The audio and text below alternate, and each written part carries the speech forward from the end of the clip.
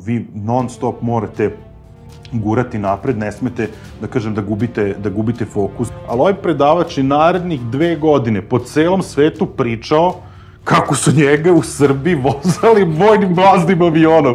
Treba u isto vreme da ja budem i organizator, i menadžer, i psiholog, i klovan, i zabavljač. Vladimir Kovač je osnivač Next Level Events, organizator je događaja o digitalnom poslovanju, zaljubljenik u digital sa akcentom na digitalni marketing, e-commerce i tehnološko preduzetništvo. Životni entuzijasta, digitalni evanđelista, po obrazovanju specijalista projektnog menadžmenta, preduzetnik po sopstvenom izboru, Zrenjaninac po rođenju, Beograđanin po sili prilika, oženjen, otac 2 sjajnih klinaca.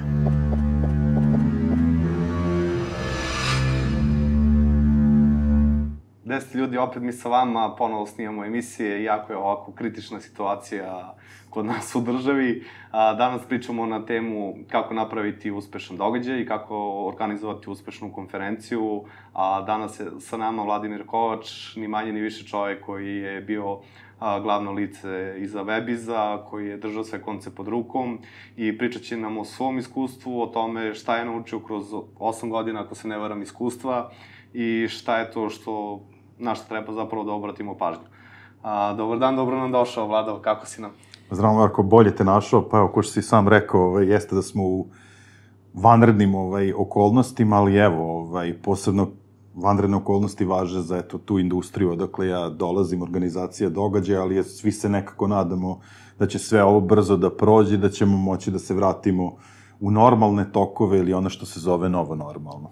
Da, bukvalno, i želim sa ljudima da podelim baš to iskustvo, jer se sada svi nalaze u teškim vremenima, pogotovo ljudi koji su organizovali neke veće skupove, a i, mislim, i manje, ali dosta većih skupova je najviše propratilo, pa ako možemo ikako da im pomognemo, ili bar ljudima koji u budućnosti žele da se bave time, da im na neki način upoznamo sa situacijom koja ih čeka u budućnosti. Hajde da počnemo samo početka. Pre nego što započnemo konferenciju, onako planiramo nešto u svojoj glavi, se potiče od misli.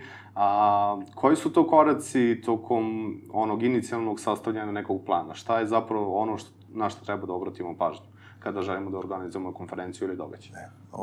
Pre nego što, da kažem, krenem sa konkretnim stvarima vezane za tvoje pitanje, postoji jedna stvar oko koje morate da budete sigurni, a to je da želite da se upustite u posao organizovanja događaja. Ja ću podeliti sa vama jednu činjenicu da je industrija organizovanja događaja, odnosno event management u Sjedinjenim Američkim Državama jedna od 5 najstresnijih zanimanja koje tamo postoje. Tako da kruži ta neka izreka da ukoliko želite da se bavite organizacijom događaja, konferencija, morate ili to istinski da volite onako iz srca, znači da živite za to, ili da ste pomalo ludi. Tako da,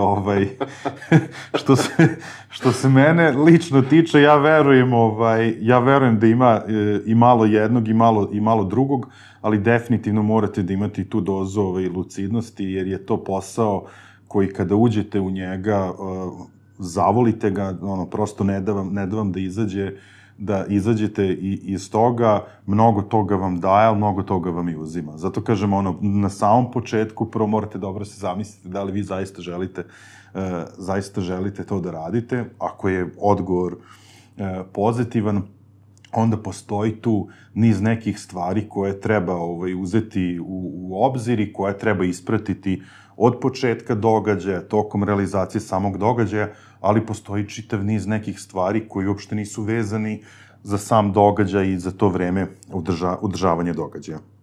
Pitao sam je šta se to, da kažem, na početku sve radi, pre nego što se krene u to planiranje i realizaciju. Vi morate da znate šta želite da uradite, koja je tema vašeg događaja, šta želite da postignete sa vašim događajem i ono što je najbitnije, morate biti sposobni da prosto, da imate takav način razmišljanja, da vladate situacijom i vremenom. Jer to je, da kažem, koliko je vaš najveći prijatelj, to vam je i najveći neprijatelj u celom tom procesu, jer, na primjer, evo, mislim, prosto to je primjer koji svi uzimamo, ja se nadam da drugari, kolege, developeri, dizajneri neće zameriti, ali kada radite neki web projekat, radite nešto sa nekim developerom ili dizajnerom, u najvećem broju slučajeva dolazi do probijanja tih rokova, pa se to, ne znam, onda uzme 10% vremena više, 15%, 20% i tako dalje. U industriji organizovanje događaja tako nešto ne postoji. Nema mesta za grešku. Nema mesta za grešku, pogotovo što se tiče vremena. Ako se 5-6 meseci ranije kaže radimo konferenciju koja će se desiti 1. aprila 2020. godine, taj događaj se tada dešava. Znači, nema nikakvog odstupanja, zato što prosto suviše varijabli je uključeno u tu jednačinu i, da kažem, iskakanje nečega poput datuma održavanja događaja pomera sve ostalo i onda to bi se srušilo kao kula od karata. Tako da, znači, morate da budete, da kažem, da ste master u vladanju vremenom i da u svakom tom koraku od samog početka uvek u glavi imate taj datum kada vaš događaj treba da se desi. Stavite na papir zatim šta je sve to potrebno da vi uradite, odnosno vaš tim, da bi se taj događaj desio. A verujte mi, to kad uzmete papir, često vam taj jedan papir neće biti dovoljan, jer koliko god to lepo izgleda kad odete na neku konferenciju pa kažete kako je sve bilo sjajno, fenomenalno organizovano, sve tako nekako teklo, ili naravno ako se desi da kažem da pukne neki deo događaja, to ja, na primjer, uvek imam dosta razumevanja za kolege koje se bave time. Jako puno ljudi učestvuje u tako nečemu i jako puno ljudi mora biti koordinirano u tom nekom trenutku. Zato je to, da kažem, ta neka druga stvar, sposobnost da koordinirate velikim brojem ljudi koji su organizovani u različitim timovima i koji se bave različitim stvarima. Znači, vi koordinirate ljudima koji se bave videoprodukcijom. Znači, neko ko vam pravi binu od LED panela. I sada, evo, jedna situacija, na primjer, o kojoj niko ne razmišlja, čovjek se potrudio, mesec dana radio da napravi scenski, da to izgleda fenomenalno. Tu je naravno ekipa za ton i za rasvetu, oni to sve uklope, izvrši se tonska proba, to sve fenomenalno izgleda. I onda vam dođe dan ranije, dođe vam fotograf, opali par probnih fotki i on vidi da prosto odsje od te bine, ono čini da fotografije nisu nikakve.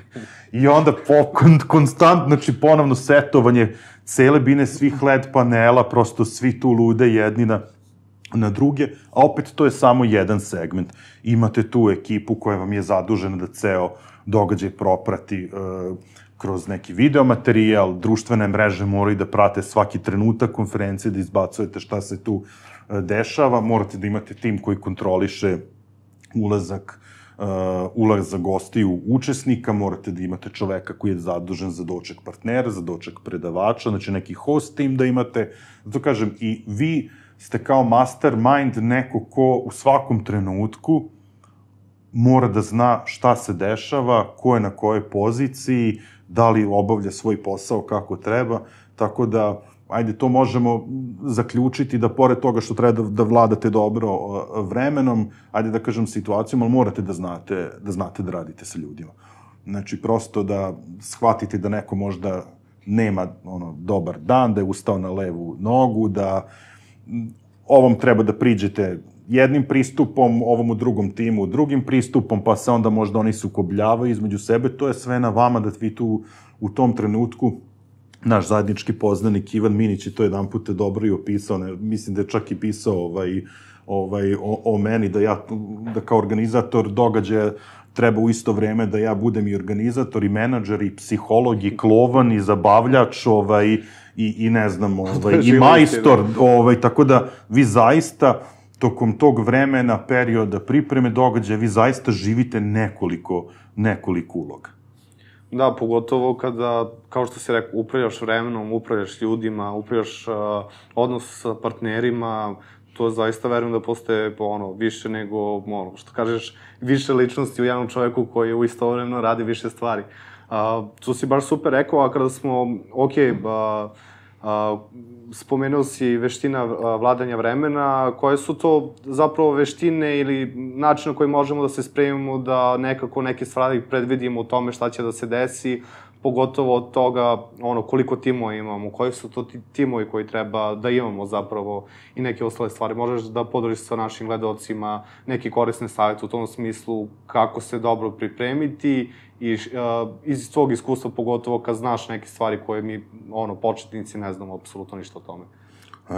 Prvo, ne smete poceniti sam događaj što se vremena tiče. Ja sad opet vraćam na vreme. Mnogi su, da kažem, u zabludi da se događaji mogu organizovati za svega par dana, mesec dana. Znači, vi morate prvo procenite koliki događaj želite da organizujete, konferencije koje traju recimo 3-4 dana i kakve sam ja radio i koje dočekuju preko 1000 učesnika tokom ta 4 dana, pritom se tu publike i menjaju, to se organizuje po nekih 5-6 meseci. Znači, 5-6 meseci vi morate aktivno da radite na tom projektu. Možda neće ceo tim raditi aktivno svih 6 meseci, ali vi kao mastermind, kao neko ko je glavni i odgovorni, sigurno ćete provesti toliko vremena. Sad, dobar deo aktivnosti je tu u smislu da ćete jurcati po sastancima, dogovarati predavače, partnerstva i tako dalje, ali zato ćete sigurno mnoge noći zaginuti do kasnu noć, čukati mailove predavačima, jer zaista mnogo tu ima aktivnosti, ali eto, da kažem da je sam početak, da ne smete da pocenite sam događaj, da izdvojite dovoljno vremena za organizaciju. Morate da organizujete svoj tim, da svako zna šta radi i da imate redovnu komunikaciju sa svojim timom, da kontrolišete da li se to sve dešava onako kako je dogovoreno. Jer sad, ajde, mi svi radimo te stvari u suštini zbog para, odnosno to nam je kao neki biznis. Postoje neke stvari koje treba da prate jedna drugu, treba pripremiti dovoljno vremena za tu kampanju koja će promovisati vaš događaj na društvenim mrežama, zato je bitno da podaci na vašem sajtu prate samu kampanju, da ne bude da vi pucate novac u kampanju, da promovišete vaš događaj, a kad neko ode na vaš sajt, on nema informacija dovoljno da može da zaključi da želi da prisustvuje vašoj konferenciji ili edukaciji. Tako da, znači, za početak su to neke osnovne stvari, ali ono na što se mora obratiti pažnja jeste i treba ljudima biti jasno da u celom tom procesu, znači u tih 5-6 meseci, veliki broj stvari se ne dešava onako kako ste vi zamislili. I morate biti svesni da je to prosto takva vrsta posla i da morate konstantno da se prilagođavate. To je jako bitna stvar. Ja neko ko je godinama važio za velikog paničara u poslu, dosta vremena je meni trebalo da se naviknem kako mnogo toga i da učim i da pričam sa ljudima, znači to zaista nije ta izreka, bukvalno svaki drugi dan je pominjam, ali mi se jako sviđa ta pošalica, ali bukvalno sve to dolazi nekako sa godinama, to iskustvo i ta mogućnost procena, isto ko što se kaže da pihti i rakije dolaze sa godinama. Tako da to mi je fenomenalno poređenje. Ima smisla. Tako da, u suštini, znači, kada postavite te stvari, krenete u organizaciju, stvari će krenuti da iskaču iz tog nekog koloseka. Šta se dešava? Dve najčešće stvari koje iskaču iz koloseka, otkazuju vam predavači i ono što možda najviše boli, otkazuju vam sponzori ili partneri. I te stvari prosto trebate da shvatite kao normalne, ne treba da ih shvatate suviše emotivno. Ja iz svog iskustva vam kažem, prosto to nije ništa lično, nekome je nešto preče u tom trenutku, da li kompaniji ili predavaču, zato je što se programa tiče, trebate uvek imati bar 20% više predloga za određenu temu predavanja, a što se sponzora tiče, tu prosto morate biti svesni da je to jedan krvav posao, pogotovo u zemlji Srbiji. Znači, vi morate zaista biti sigurni u vaš proizvod, odnosno u vaš događaj, šta on predstavlja, znači morate ga adekvatno predstaviti, šta želite da postignete sa tim, koga želite da vidite od učesnika, koga pretpostavljate da će doći na vaš događaj i tako, onako jednom vrlo ozbiljnom prezentacijom, prezentovati to kompanijama koje želite da vidite kao partnere. Ali opet kažem, to je sve vrlo neizvesno. Evo ja mogu da podelim situaciju od ove godine, dok sam, da kažem, još bio deo tima i dok smo pripremali, po prvi put se desilo da je 40% kompanija sa kojima sam pregovarao odustalo od učešća, tačnije od sponzorstva. To je baš veliki broj, da. To je užasno veliki broj, to je panika, to je već ulazak u tu neku crvenu zonu, da li događaj je isplativ ili tako dalje, jer to uvek onda uzmete taj financijski moment u obzir kada se kaže 5-6 meseci planiranja. To znači da 5-6 meseci vi i vaš tim trebalo bi da dobijate platu, znači postoji ogroman broj troškova tokom tih 5-6 meseci koji se mora uzeti u obzir u financijskoj konstrukciji tih dan, 2, 3 koliko traje vaš događaj. Znači, zato je bitno, nisu troškovi samo ono što nastaje tokom ta 2-3 dana ili tog dana, ne, nego sve ono što prethodi tom događaju i to su prilično velike cifre i zato kažemo, vi non stop morate gurati napred, ne smete, da kažem, da gubite fokus zbog tako nekog otkazivanja. Onog momenta kada vam neko otkaže, onda tražite bar još 2 kompanije iz te sfere privrede koje možete da kontaktirate. I isto, da kažem, sa istom energijom, sa istim žarom tim novim kompanijama pričate o vašem događaju za koji je, naravno, za vas je on i najveći i najbolji i tako dalje. To ne smete da gubite, jer ako vi ne verujete u vaš događaj, u ono što radite, onda to neće primetiti, to neće osetiti ni ta kompanija sa kojom pregovarate, imaćete prosto neku težu poziciju u smislu da ćete ih nagovoriti da uzmu učešće. Da, to definitivno ima smisla.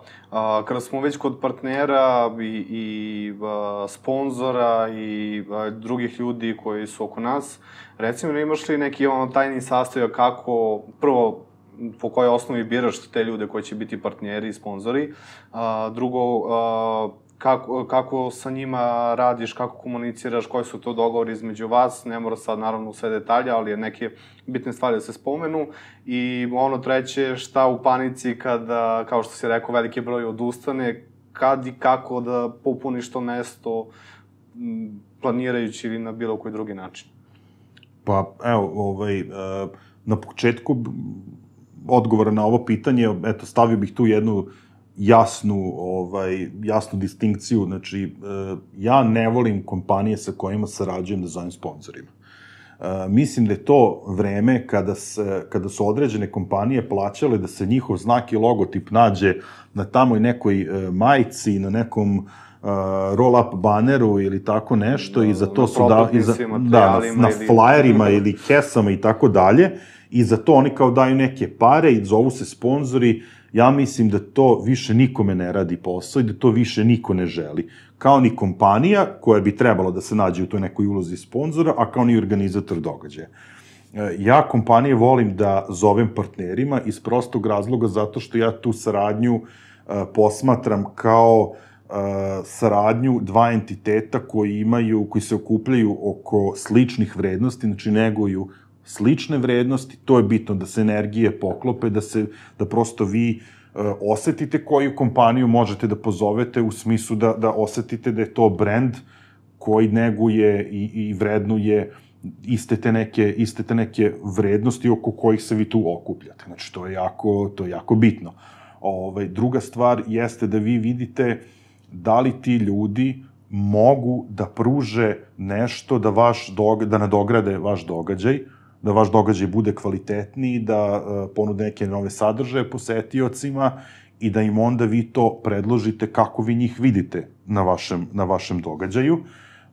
I tu se onda stvara, da kažem, ta neka dvosmerna komunikacija i neki dogovor između dve strane kako ta saradnja treba da izgleda. Naravno, ta saradnja sadrži taj financijski deo tog partnerstva, sadrži taj vizualni deo. Ok, danas imamo te logotipe na materijalima, ali nije suština u njima. Suština je na koji način će partner biti deo vašeg događaja i na taj način, da kažem, vi delite vaš brend i brend partnera sa učesnicima i on svojim aktivnostima, svojim nekim sadržajima obogaćuje i nadograđuje vaš događaj. To je partnerstvo i kada se to desi, ono što je po meni najvažnije, znači kada se partnerstvo desi, onda ga negujte. Ja duboko verujem u dugoročna partnerstva i to je čemu sam, da kažem, uvek težio i upravo iz tog razloga, zbog načina na koji sam komunicirao sa kompanijama sa kojima sam sarađivao, ja i dan danas i u tim nekim svojim planovima za budućnost mogu da računam na 95% kompanija sa kojima sam sarađivao. Jer, evo, ima jedna stvar koju ćemo sigurno, možda ima 2-3 stvari, ali za ovu stvar sam siguran da ćemo je ponoviti još u toku razgovora. Kao što sam rekao, mi ovo sve radimo zbog posla, odnosno posao radimo da bi zaradili tu neku platu, da bi živeli od toga, ali posao i biznis čine ljudi. I to je najbitnije, prosto industrija, organizacije, događaje, to je posao sa ljudima, to je posao o ljudima, i to je jako bitno, znači da se vi sa tim, da vi u taj odnos sa partnerima ulazite sa tom nekom svojom ljudskom stranom. Da budete iskreni, da izgradite to neko međusobno poverenje i taj neki drugarski odnos, koliko je to, da kažem, moguće u tim granicama poslovnog, jer ipak opet i oni su partneri sa vama zato što oni smatraju da će vaš događaj doprineti da njihov brend bude vidljiviji, da će sakupiti lidove, da će imati korisnike novih svojih usluga ili će ljudi kupovati njihove proizvode i tako dalje. Znači, mislim da je to osnova svega, da prosto budete iskreni sa partnerima, otvoreni, da međusobno gradite to poverenje i na samom kraju, kada imate dogovorenu saradnju, gledajte da partnera ispoštujete 110%. Za mene, da kažem, partner je svetinja, dogovor je svetinja i to se mora ispoštovati. Kada ispoštujete partnera, kada on vidi na koji način vi posmatrate tu saradnju, on će vrlo lako i vrlo rado ponovo raditi sa vama. Ok, definitivno sa partnerima, naravno, partnerski se treba postupati i definitivno ono što si rekao, to čine ljudi, kompanija čine ljudi, ti gradiš odnos sa ljudima i zapravo nekako cela ta konekcija više daleko od toga da su sponzori i to mi se mnogo sviđa, pogotovo što ljudi dalje kod nas misle da kao, eto, sponzorstvo, stavit ćemo logo tamo ovamo, ali to je površno, to je možda jednokratno rešenje i to čak i, kao što se rekao, i ne radi u ovom vremenu. Hajde sada pričamo malo o gostima konferencije, zapravo zvezdama koji će biti na tim događajima i konferencijama. Reci mi kako dolaziš do njih i bukvalno ista pitanja, kako ih biraš, kakav odnos sa njima imaš i šta u trenutku kada i oni odustanu iz bilo kog razloga. Ako dozvoliš, samo vratit ću se, pošto je ostao jedan deo pitanja neodgovoren, u smislu šta kada otkaže neki sponsor ili ne dogovorite saradnju. Po meni, ja duboko verujem da se saradnja sa nekim brendom, sa nekom kompanijom desi onda kada treba da se desi. Znači, prosto, ukoliko se ona nije desila, to nije zato što vas tamo neko u toj kompaniji ne voli, nego prosto nisu se sklopile sve kockice da se to desi. To je svima, da kažem, svi to shvataju kao posao i vi to tako treba da shvatite. U tom trenutku pokušate da vidite sa njima, mislim, ako je to neki strateški partner, ajde da kažem, generalni sponsor ili partner sa kojima sarađujete već nekoliko godina, vidite onda, ako možete da izgurate događaj, a da ne kontaktirate njihovu konkurenciju. Prosto da ga ispoštujete. Jer ja duboko verujem da se i ti tamo neki ljudi, da su se oni potrudili da se to desi, ali eto uvek se dese neke okolnosti na koje ti ljudi ne mogu, s kojima komunicirati ne mogu da utiču. Ista je priča i sa ljudima koje zovete kao predavače, možda čak za nijansu i komplikovanije, jer tu se opet vraćamo, sad da kažem, nažalost ili na sreću činjenice da mi živimo u zemlji Srbiji. Na konferencijama u Srbiji u 99,9% slučajeva predavači se ne plaćaju. Znači, to se uglavnom svodi da predavaču platite eventualno putne troške, ukoliko ste na nekoj udaljenijoj lokaciji da nije Beograd, da dozvolite predavaču ili da mu ponudite da na vašu konferenciju povede neku osobu sa sobom, da li je to momak, devojka, suprug, supruga, drugar, drugarica, pa eto da ima neko društvo tokom trajanja konferencije, da im ponudite taj hotelski smeštaj i tako dalje, i to se svodi na to. Znači, to je u suštini dobra volja tog nekog čoveka koji je prvo pristao da odvoji određeno vreme da pripremi prezentaciju na određenu temu, a zatim da izdvoji dan, dva, tri da provede na vašem događaju. Jer u suštini, princip je takav da vi želite da se taj predavač zadrži na vašem događaju znatno više od tih 30-45 minuta koliko će predavati. Jer šta je suština događaja? Suština događaja se ne vrti samo oko samih predavanja, već i svega toga, između tog networkinga i prosto u tom nekom međuprostoru, da kažem, između delova programa, vi želite da vaš predavač bude dostupan publici, da ljudi mogu da ga upoznaju, da ga pitaju nešto, da mu predlože neke ideje. I zato kažem, zato se ti predavači treba izuzetno poštovati, jer daju dosta svog vremena, ulažu za nešto što je isključivo vaša ideja, projekat, posao. Za to treba imati mnogo strpljenja, program treba mnogo ranije planirati, program treba planirati tako da za svaku temu imate neku backup varijantu, nekoga da pozovete, a ukoliko planirate da zovete nekoga iz inostranstva, to se mora raditi minimum 6 meseci ranije. I kada kontaktirate nekog iz inostranstva, znači, prvo morate biti izuzetno uporni, morate da razumete da ti ljudi ne odgovaraju ne zato što im opet vi niste simpatični, zašto im, ne znam, Srbija nije simpatična, nego iz prostog razloga imaju svoje gomilo nekih drugih obaveza, možda su i u nekim drugim vremenskim zonama, znači morate biti ljubazni ili vrlo uporni. Ja sam dve najveće zvezde, uslovno rečeno, koje sam ja dovodio na konferenciji koje sam ja organizovao, obojicu sam smaro mailovima 2 godine. Toliko mi je bilo trebalo, prvi je to čak spomenuo i u samom predavanju, čovjek je potegao iz San Francisco za jednu Srbiju, i onda je, mislim, njemu je to sve bilo beskrajno simpatično, da sam ja toliko uporan, pritom prosto vi morate čak i da se cenkate, jer mi ne možemo da platimo honorare koje traže, da kažem ti, ta velika imena, i prosto morate da mu ponudite, da mu predstavite vaš događaj kao neko jedinstveno iskustvo i da mu obećate da prosto, da će on zaista otići zadovoljan sa vaše konferencije. I to su neki savjeti. Sad, mnogi se zanose da zovu neka velika imena, globalnog karaktera. Ja sad tu moram, mislim, ne da obeshrabrim ljude, ali konkretno, ja sam čuo da Gary Vee traži $100,000 da dođe na događaj da predaje. Mislim, to je sumanuta cifra za naše područje. A posebno treba se uzme u obzir to da kompanije u Srbiji prosto nisu voljne, nemaju nikakvu računicu da stanu iza tako nečega, ne vide da im se to može adekvatno vratiti, da ulože da dovedu neko takvo ime. Mislim, ni puno manje iznose, ni kada se to kreće, ja jedno ime znam, ali to je, da kažem, otac savremenog marketinga, Filip Kotler, koga su dovodili ovde da je bio napravljen deal sa nekom kompanijom, ali je to bilo dosta dodatnih nekih stvari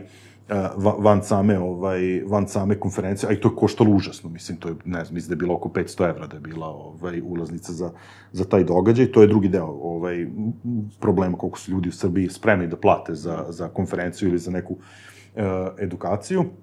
Tako da, nosimo se sa tim problemom da mi ne možemo da obezbedimo novac, ali šta možemo da im obezbedimo, to je taj jedinstveni experience na samom doživljaju, da se potrudimo maksimalno kod njih. Ja verujem da to kod nas u Srbiji nije problem, mislim, mi stvarno, ako smo po nečemu poznati u pozitivnom svetlu, jeste da stvarno ljudi u Srbiji, da su veliki domaćini, da su srdačni i da zaista vole da se potrude oko svojih gostiju. Upravo sam i ja to radio i trudio se i verujem da sam na taj način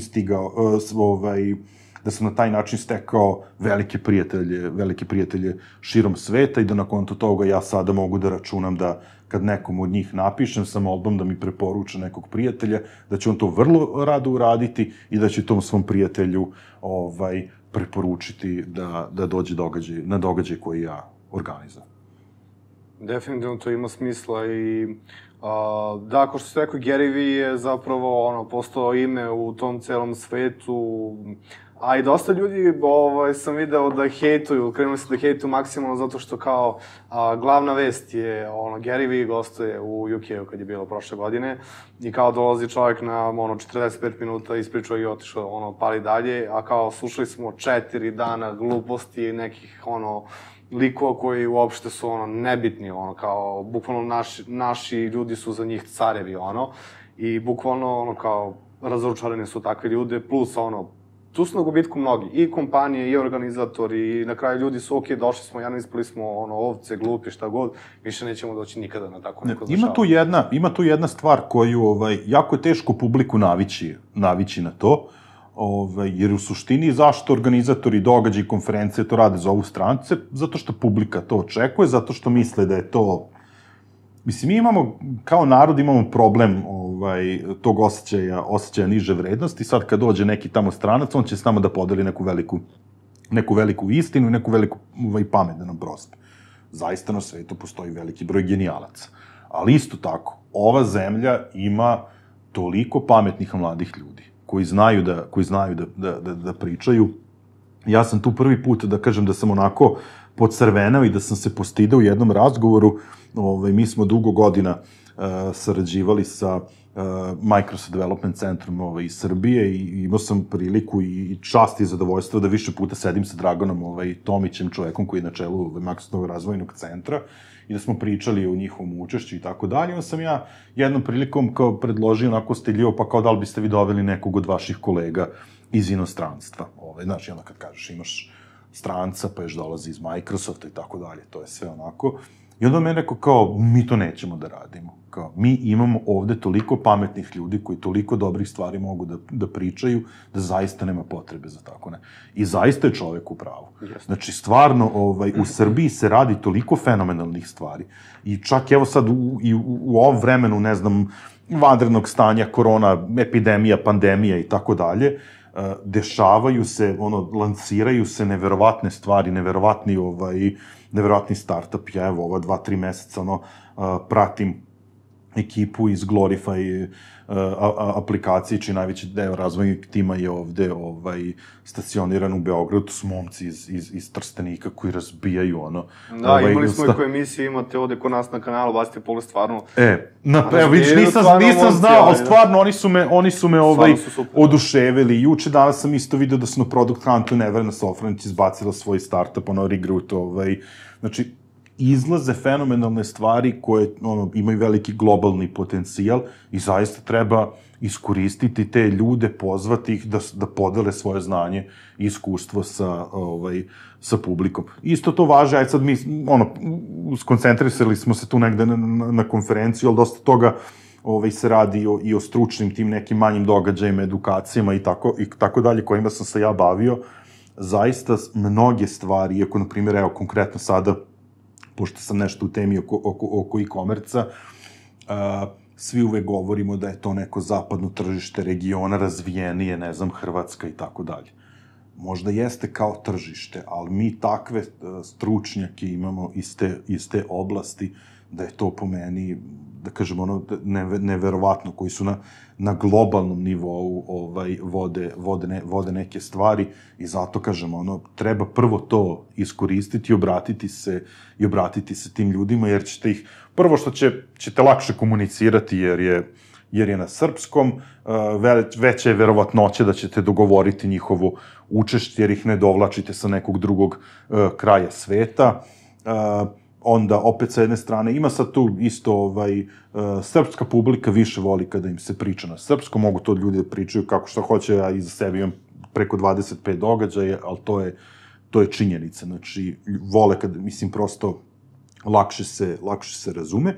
I ima još jedna, evo, ovo je onako isto, može da bude savet, pošto kažem, iz godina koje su i iza mene, možda je najbolja opcija, ako već gledate da dovedete nekog sa strane, jeste da probate da dovedete nekog našeg čoveka koji je uspeo i koji radi u nekoj stranoj kompaniji. Na taj način dobit ćete to što ste tražili, znači dobit ćete nekog iz strane kompanije, doći će iz inostranstva. Taj neko je naš, pričat će na srpskom jeziku, ali ono što je važnije jeste da taj neko ima naš mentalitet i zna kako naš narod razmišlja, šta da mu ispriča. Mnogi se opeku, zovu velike globalne kompanije poput, ne znam, Googlea, Facebooka, ajde, oni su odmah glavni primjeri, svi se nekako utrkujemo da možemo da objavimo da je neko iz Googlea, Facebooka došao kod nas i onda se ispostavi da prosto oni imaju vrlo jasnu šemu šta smeju da kažu, to je uvek prilično malo, ili se održi neko prodajno predavanje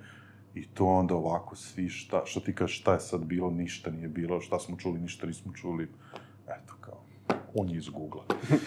Ja, skoro si upravo, mi kada smo krenuli ceo ovaj podcast, ja sam razmišljao, ok, kao ja pratim, stvarno sam u zajednici dugo vremena, nisam bio toliko aktivan, ovako spoljno, koliko sam, ja pratio za sebe neke stvari i kao, ok, kao ja poznajem, ajde, kao, 10 u fizičkom, stvarno smo se upoznali, 20 možda ovako virtualno i kao, šta ćemo čoveče kada, završimo s tim ljudima, koga da zovem više. I onda kako je, epizoda za epizodom, preporuka od gostiju ovako i od jednog trenutka kao, sad ja i sada razmišljamo, kako ćemo sigurno sve te ljudi da snimimo čoveče, bukvalno samo se otvario vrata i stvarno, kao što sam rekao, Nevena Sofranić, ona isto bila naša gošća, Recruit, momci iz različitih branši prave različite start-upove, stvarno, naši ljudi su stvarno stručnici za neke stvari i mnogo mi je draže meni kao hostu i verujem ljudima koji slušaju da slušaju sve to na srpskom jeziku i da isprati situaciju.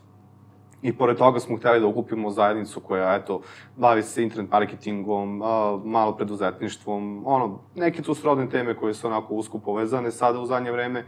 I baš sad lansiramo sada platformu za kurseve koja će spajati bukvalno ljude koji žele da podele znanja i ljude koji će konzumirati taj sadržaj, da li besplatno, da li plaćeni kursi, to će biti na strani instruktora, ali eto, pogledajte klubuspeha.rs, imaće dole link ovde u opisu videa, pogledajte ako vam bude interesantno da učite ili da učite nekog, slobodno se prijavite dok je sajt u izradi, a mi da nastavimo dalje. Ok, dolazimo do tačke kada smo, eto, koliko toliko se pripremili za to, uspeli smo da se izborimo sa otkazivanjima sa obe strane i sada dolazi moment do toga da počinje konferencija. I sada verujem da nastaje totalno drugi nivo teškobu u tom trenutku, pa bih hvala da podrži sa našim gostima iskustvo u tome kada, kreće konferencija.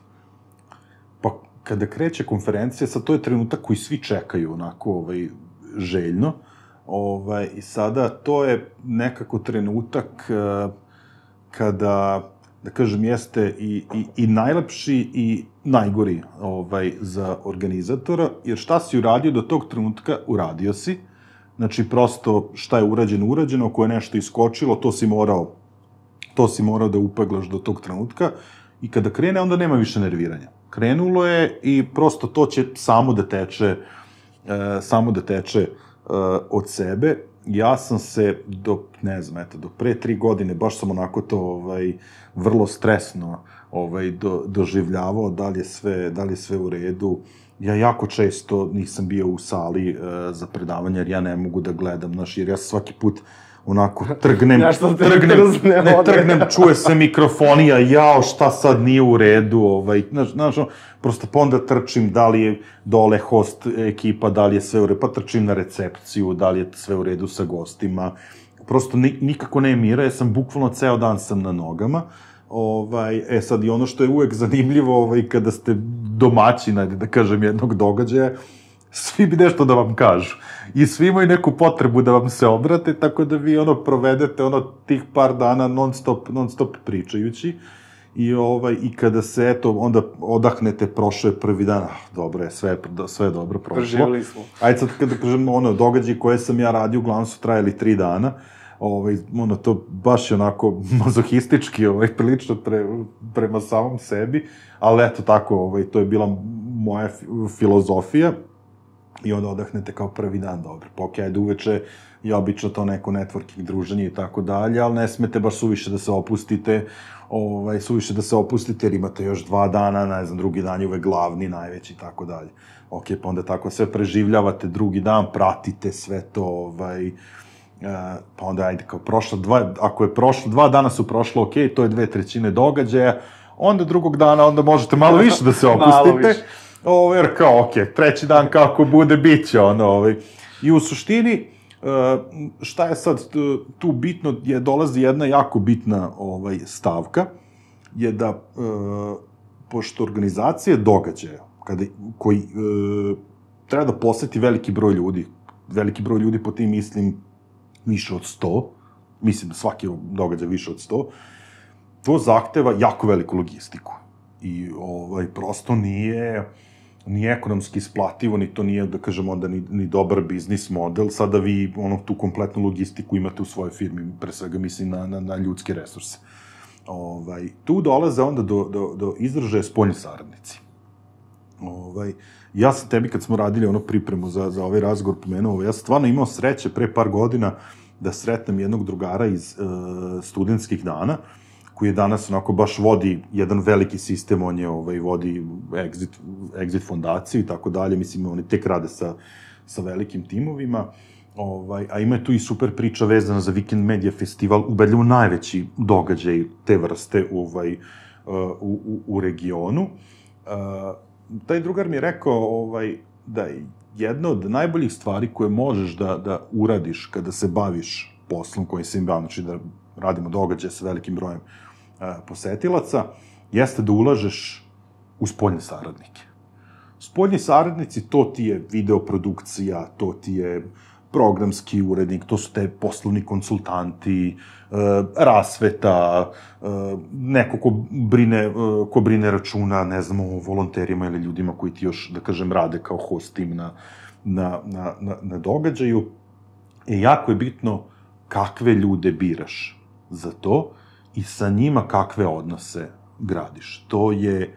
To je neprocenjivo. To je opet jedna od stvari koja je meni, da kažem, išla na ruku, jer ja zaista,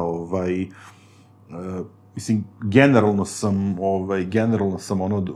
društven, volim da provodim vremena sa ljudima, da upoznajem nove ljude, i zaista sam imao tu sreću da uz mene okupim ljude koji su, prvo što su profesionalci u svom poslu, a drugo da tokom vremena izgradimo takve odnose da kada dođe do tog trenutka kad ti kažeš, pale se svetla, show kreće, nema nazad, da ja apsolutno mogu da se oslonim na njih.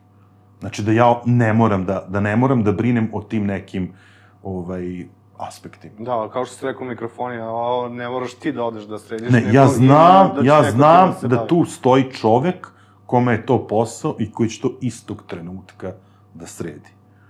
Ja znam da, ne znam, moderator događaja je takav da ona zna šta treba da kaže, koga treba da najavi i tako dalje.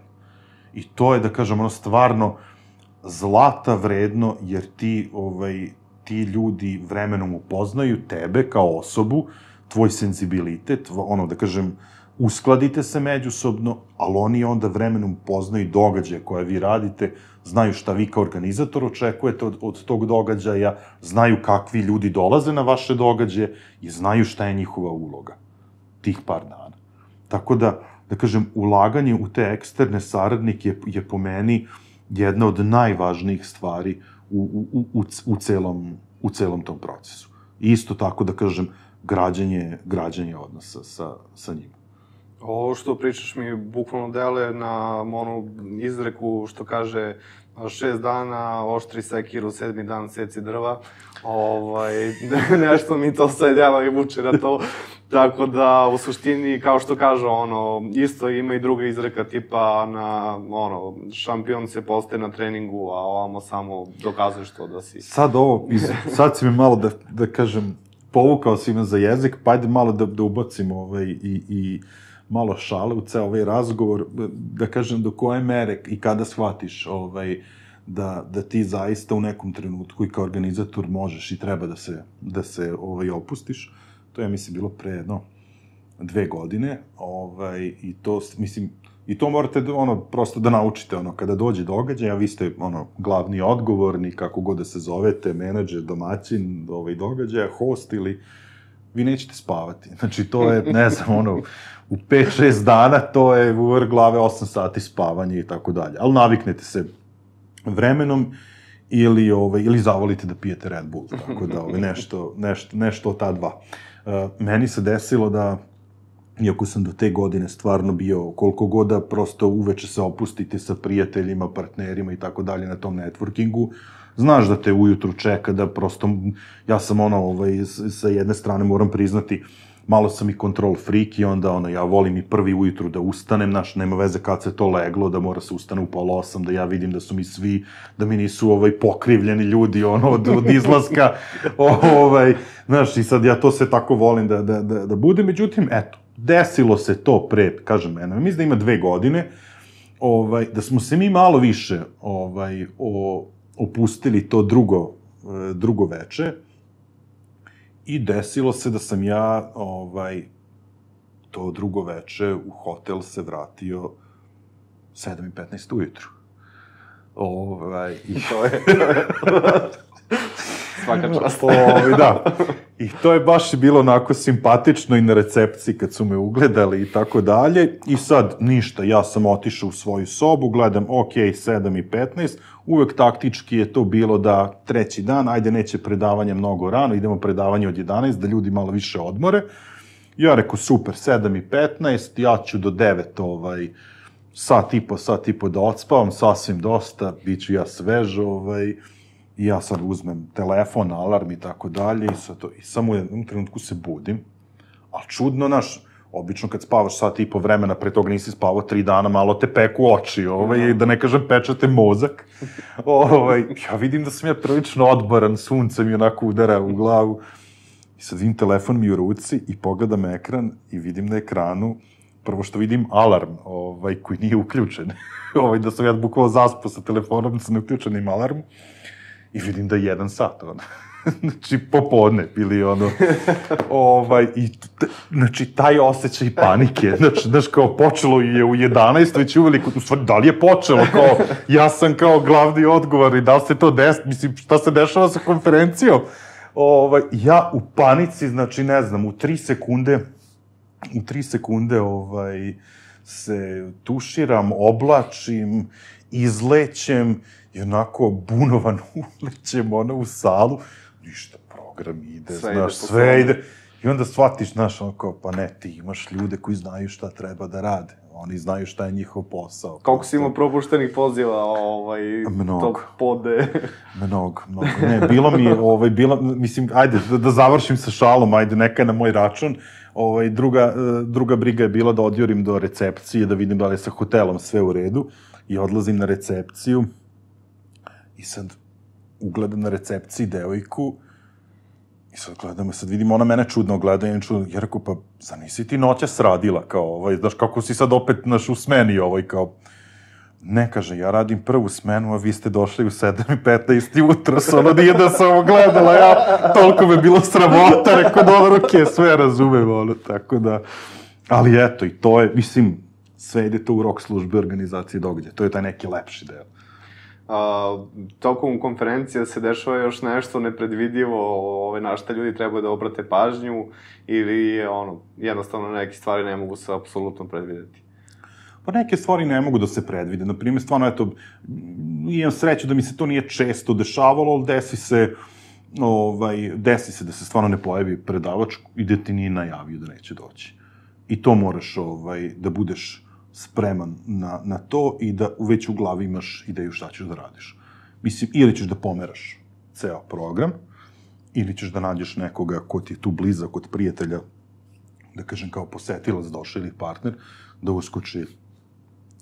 uskoči taj prazan slot i da održi predavanje. To je jedna od stvari o kojima se jako mora voditi računa. Ja sam to na prvoj svojoj većoj konferenciji napravio grešku i rekao sam sebi da nikad to više u životu neću dozvoliti. To je jedna od stvari koja pokazuje koliko vodite računa o učesnicima vaše konferencije, a to je agenda programa, odnosno satnica. Znači, to je svetinja koju morate poštovati od prvog do poslednjeg dana. Koliko god da se poslednjeg dana svi malo više opuste i tako dalje, sve mora da ide po satnici koju ste inicijalno naveli na web sajtu, da li na akreditaciji i tako dalje. Znači, zato što, ukoliko to poštujete, to znači da poštujete publiku koja je platila da bude na vašem događaju. Mi smo, ne znam, prve godine, kasnilo sve, pomereno 2 sata otkaza na predavanja. Kažem, nismo mi tu ništa nešto posebno bili krivi, bila neka vejevica napolju, neki predavači zaglavili u snegu, neki su zbog snega odustali, nisu ljudi krivi, ali svi gledaju u nas kao organizatore. Tako da, treba da vodite računa o tome da uskladite aktivnosti i sve to što se tu nešto dešava sa strane, znači da ne bude narušena satnica događaja. Ako pauza piše traje 15 minuta, nakon 15, koliko god da ih je na terasi, puši, ne znam ja šta, pije kafu, program će da krene, a on neka ili požuri ili prosto neka propusti. Na vama je da ispuštujete onaj deo ljudi koji je ušao u salu u predviđeno vreme. I eto, mislim šta tu još može da se desi, bilo je tu nekih situacija, zato što svi ti neki partneri imaju neke svoje aktivacije, svako je zamislio da tu radi nešto po svoje, neko je zamisli, desilo mi se da je jedna velika kompanija, globalni tehnološki lider došao sa nekim postavkama i oni su to uneli u taj prostor i to bukvalno fizički nije moglo da stane. Znaš, ne može da ga ugura, on ga gura, znaš, ali neće, razumeš, upra čoveka kod šefe, dao sam vam dimenzije, imali ste visinu koliko je visok plafon, i onda je to sad situacija koju ti nekako moraš, mislim, jeste ti važan, taj partner i tako dalje, znači ti da taj brend imaš na događaju, ali moraš u tom trenutku da nađeš rešenja za takvu situaciju. I šta im kažeš u tim momentima? Prosto moraš da se postaviš konstruktivno, da oni vide da ti želiš da rešiš problem, da nisi ti sad tu da im otežaš, jer uglavnom te stvari rade male agencije, BTL agencije i tako dalje. Ti momci i devojke nisu ništa krivi, oni su od negde dobili informaciju, neko je to pogrešno preneo ili nije preneo sad tako nešto, tražiš alternativnu lokaciju, daješ im neke dodatne sadržaje kako mogu da budu vidljivi u tom prostoru gde nisu uspeli da se postave i to je to. Ali opet kažem, tu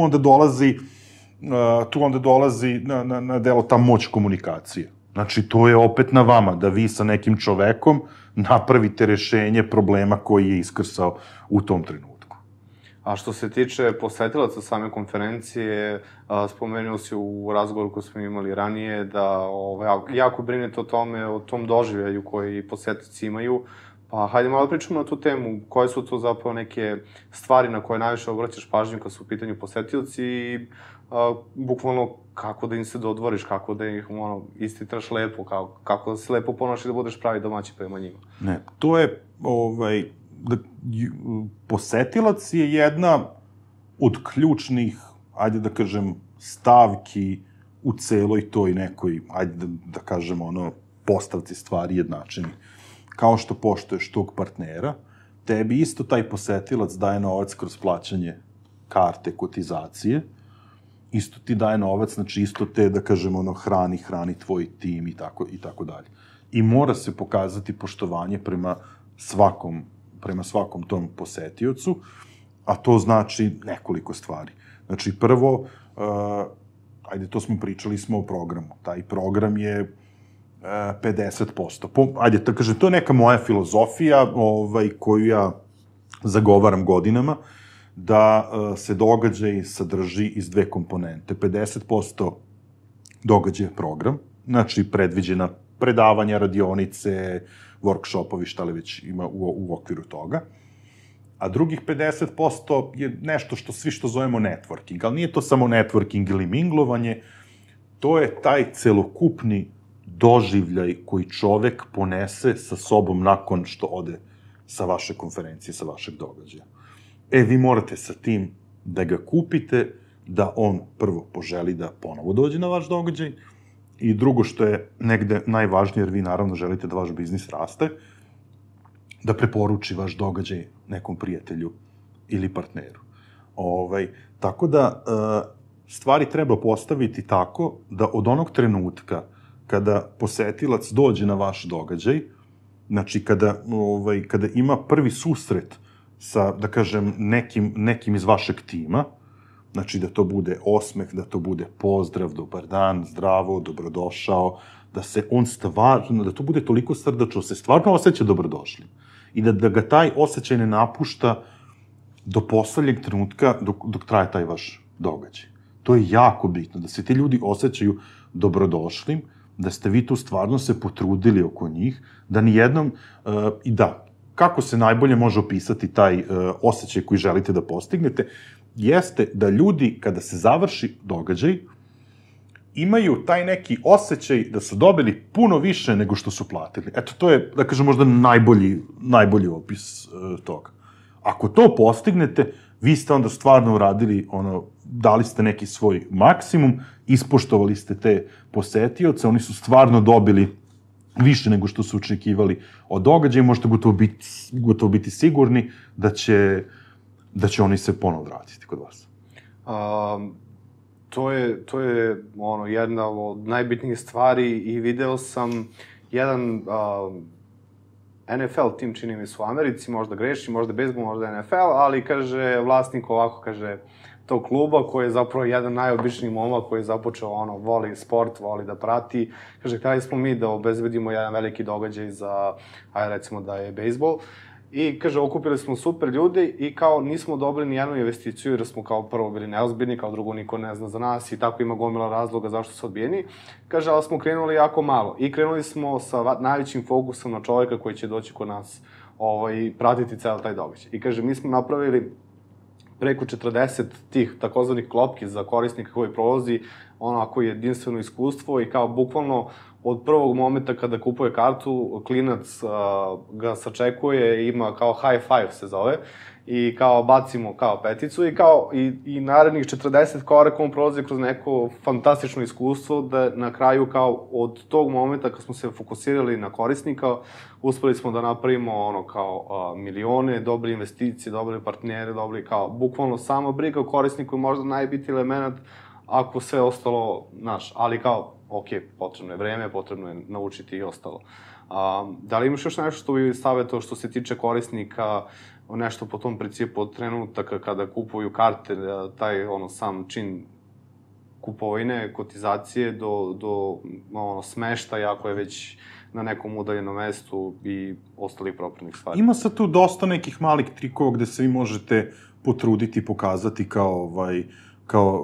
kao dobar domaćin, ali eto, to bih stvarno ostavio da sami procenite šta treba da uradite, ali bih sugerisao još jednu stvar koja je po meni vrlo važna, pogotovo ljudima ukoliko tek ulaze u priču oko organizacije događaja, da se zapitate koliko često nameravate da radite taj vaš događaj i šta će da se dešavati u tom među vremenu između događaja. Ako je to nešto što je jednom godišnje, na koji način ljudi koji su bili na vašem događaju, na koji način će biti u dodiru sa vašim brendom narednih godinu dana.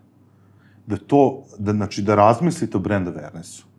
Na koji način to možete da postignete, da li možete nešto da uložite, sad to može da bude digital u smislu da im nudite neke sadržaje preko sajta, neki snimljeni materijali, možda bude neki BTL materijal da im pokloniš nešto, poklon pakete i tako dalje, to je sad čitav niz stvari šta tu sve može da se radi, ali mislim da je to jedna od stvari o kojima treba vrlo ozbiljno razmišljati, jer živimo u vremenu kada se mnogo toga dešava oko nas, ima mnogo događaja, stvari se vrlo brzo odvijaju i koliko god da ste vi nešto dobro napravili, vi, ako je to sledeće vaše dobro tek za godinu dana, morate između perioda popuniti ili da nađete način da ljudi koji su bili kod vas budu u dodiru sa vašim brendom.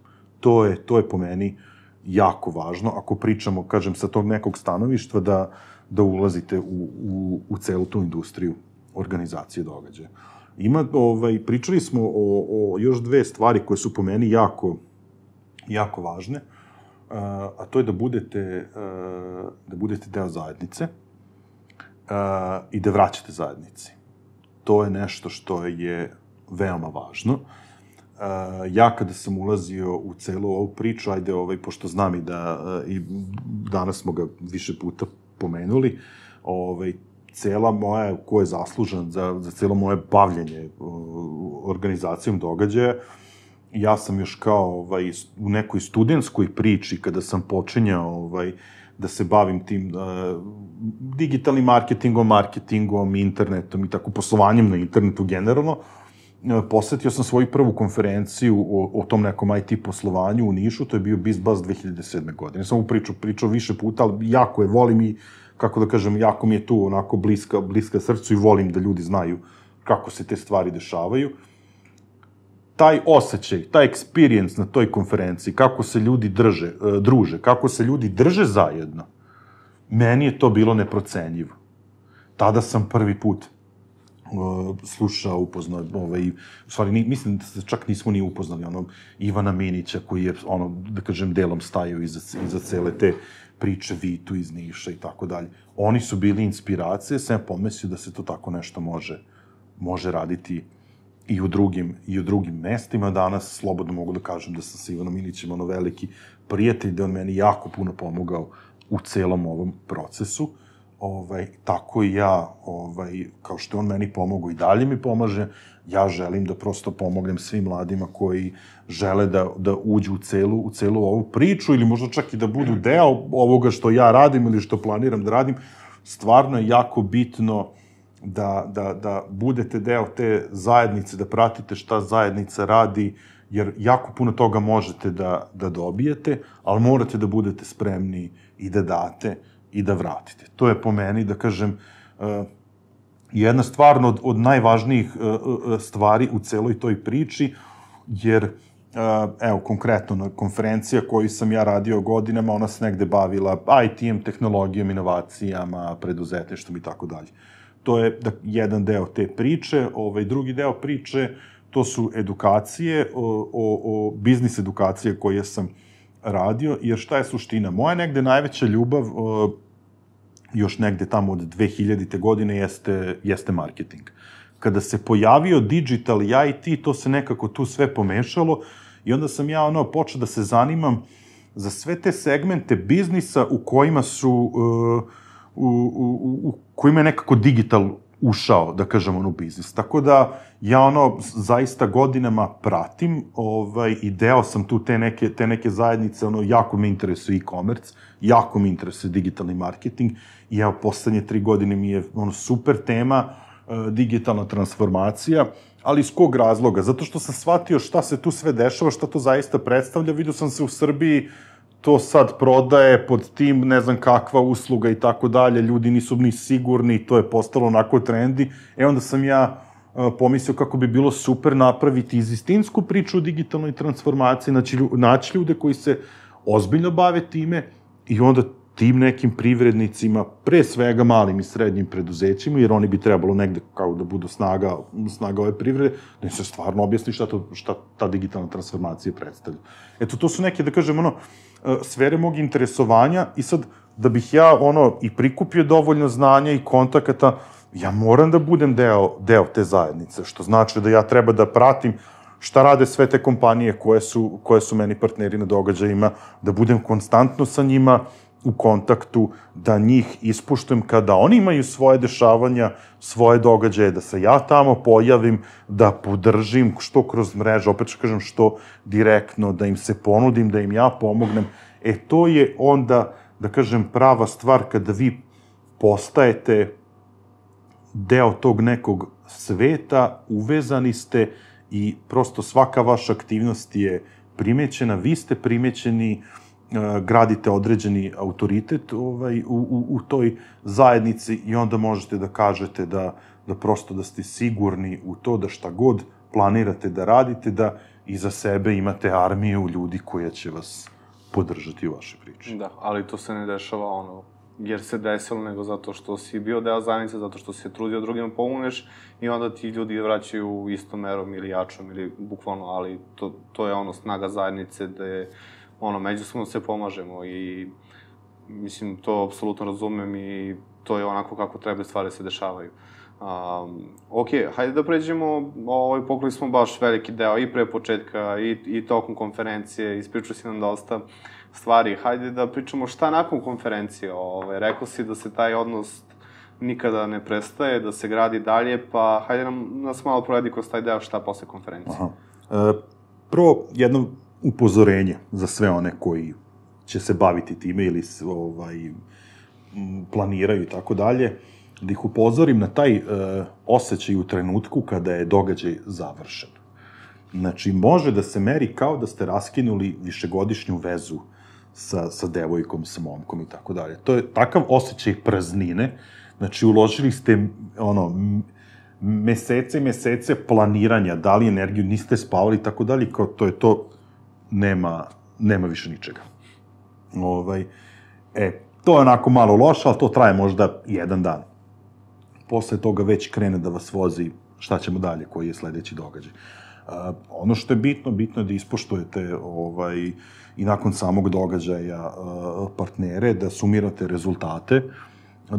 rezultate sa svojim timom, šta je valjalo, šta nije valjalo, šta se može ispraviti, šta se može unaprediti, rezultate podeliti obavezno sa partnerima, da oni znaju, prosto da imaju uvid i oni, dati njima slobodno smernice kako su ljudi ocenili, komentarisali njihov nastup na događaju, da li tu nešto može da se poboljša, tako da kažem, jedan otvoren razgovor o tome kako je to sve prošlo, jer to je jako, jako važno i to sve nekako stavljati i čuvati, da ne kažem na papiru, ali u nekoj Excel tabeli. Excel je majka. Excel je uvek. Znaš, jer uvek ćete se, i onda sledeće godine, znate kako, šta je meni uvek bilo, poredimo ove godine, šta je prošle godine bilo u tom i tom mesecu.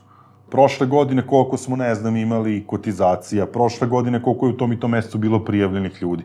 Te stvari jako puno pomažu prosto da unapređujete bukvalno svaki proces unutar projekta. Tako da je jako važno dok je to još uvek sve sveže, da analizirate sve to, da podelite sa svim, da kažem, ključnim stakeholderima koji su bili tu i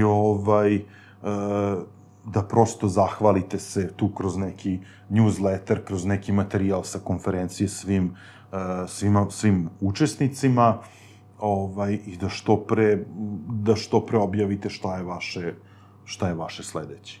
Tako da, eto, to je... Znači, ta analiza je jako bitna. Ja prvi bežim od administracije i tako dalje, ali opet kažem, s godinama uviđam koliko je značajno analizirati te podatke, koliko vas mogu ti podaci rešiti nekih muka, prosto dati vam neko dodatno vreme za neki naredni događaj, prosto da predupredite neke situacije i neke stvari da se ne desi. A koliko, na primjer, ima lufta, ajde da kažemo, između tih konferencija, koliko ti zapravo možeš kvalitetnih događaja konferencija da napraviš tokom jedne godine? Pa, iskreno, sve zavisi koliki je tim, koliko je tim posvećen, kakvi su to događaji, šta je cilj tih događaja. Ja, na primer, ne znam, godišnje ne verujem da bih radio više od 2 velike konferencije, jer je to jako zamarajuće. Moj recept je jedan veliki događaj, više manjih, ono o čemu intenzivno razmišljam upravo zbog ove situacije, jer kažem, eto, ne znamo šta će to da bude ta neka naša nova stvarnost zbog korone. Ja, na primjer, nisam do sada nikad radio te neke butik edukacije, ekskluzivne varijante, to da bude za 10-15 ljudi, pa to da traje dan i po i tako dalje, da se to prelazi neka tema malo i šire i dublje, ali to je nešto o čemu razmišljam, ali za takav događaj realno da ga organizujete ne treba vam više od, recimo, ne znam, 2 nedelje, 2-3 nedelje promocije i ukoliko je to zaista kvalitetno, ukoliko vas ljudi prepoznaju, osmislite dobro taj koncept, verujem da eto, tih mesec dana, nekih možda malo jače, dovoljno za tako nešto. Je sad pitanje koliko vi to dobro možete da naplatite. To je sad, opet, eto, sad si postoji pitanje, sve zavisi šta je vaš cilj tokom godine. Ako je cilj da štancate događaje, zbog vidljivosti nekih sponzora su vam takvi dogovori, to je okej sa jedne strane. Jako je specifično šta ćete postaviti sebi kao cilj. Od toga zavisi koliko možete da uradite, ali pre svega od toga koliki je tim, jer kažem, ne smete da pocenite događaj, jer je ta industrija vrlo surova. Ukoliko jedan puta failujete, teško da se vraćate na poziciju gde ste bili. To je baš teško. Znači, samo oprezno i... Ne, izuzetno oprezno, treba studiozno raditi, ne treba srljati, juriti, jer, kažem, danas u jako specifičnim uslovima poslujemo i mislim da će, usled ove situacije sa koronom to biti još teže, tu pre svega mislim na partnerstva i na sponzorstva, ne smete da izgubite poverenje partnerskih kompanija i zato treba zajedno sa njima raditi, involvirajte svoje partnere u događaje, da prosto, da i oni snose deo odgovornosti, ali da vam daju neku novu energiju i neki drugačiji doprinos. I evo sad jedna stvar, eto, ja ste nas u 2 dana drugi put pitao koje si ti godište, eto, o čemu sam ja, na primjer, razmišljao. Ja sada već imam, koliko god, ako me neko zvanično pita, imam 25 godina, ali u suštini sam 81. godište i pre, ne znam, par nedelja sam napunio 39 godina.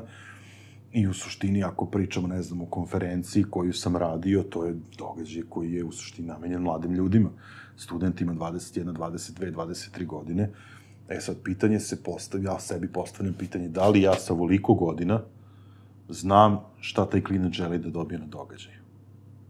Da li ja znam? Da li mogu da se usudim da kažem da ja znam šta on želi na tom događaju? Tu dolazi onda ono drugo što sam pričao, tu dolazi do izražaja spoljni saradnici. Većina mojih konsultanata je značajno mlađa od mene, da kaže tvoje godište. Tako da, zato što ja znam da ja ne mogu da sagledam istim očima šta oni očekuju, jer sam ja dosta stariji. I to treba isto uzeti u obzir, da imate nekoga ko može da vam pomogne da shvatite ko je publika koja dolazi na vaš događaj i šta ona želi. Ne, stvarno, ovi savjeti koji si podelio, mislim da su zlatan vredi za naše gledalce i za mene lično, zato što stvarno se interesujem o takvim temama. I pre nego što ne pređemo na malo lični život, želim da ispričaš, ako naravno ti želiš, našim gostima anegdote koje si sa jednim gospodinom koji je na kraju pristao da bude predavač na konferenciji, čini mi se da je Japanac, tako da je bio. A ne, ima 2 priče u suštini, ali ispričat ću ih obe. Molim te ispričaj ove, ja sam bio oduševljen i za Mlaznjak i za gospodina iz Japana, tako da verujem da će i gosti biti oduševljeni priču. To su priče stvarno za ceo život. Kao što sam rekao, kada zovete nekog stranog predavača, vi u suštini, mislim, ja govorim iz svog iskustva, ako neko stvarno može da dovede ne znam, nekog Neil Patela ili tako nešto i da mu plati 20.000 evra, super, svaka čast.